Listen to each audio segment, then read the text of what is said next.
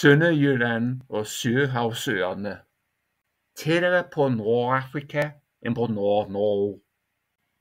Knivskjelodden på norsk.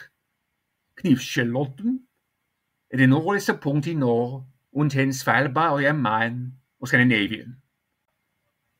Den ligger i Nordkap kommune.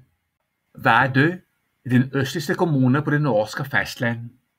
Byen Kirkenes ligger ved grænsen til Rusland, 75 km sydvest for Vardø. Gedserød er det sydligste punkt i Danmark, Skandinavien og Norden. Tønne er en by i det sydligste Jylland, kun 5 km fra grænsen til Tyskland. Grænsebyen Paderborn ligger 34 km sydøst for Tønne. Kap Bon er en helø i Tunesien. På arabisk hedder den Ras el Tayyib.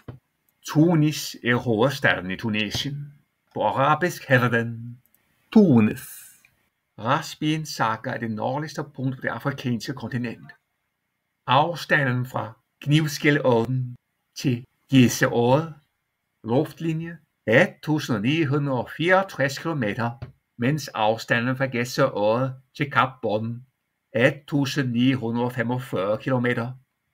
Afstanden fra Vardø til Gedserød luftlinje 1988 km, mens afstanden fra Gedserød til Tunis er 1977 km.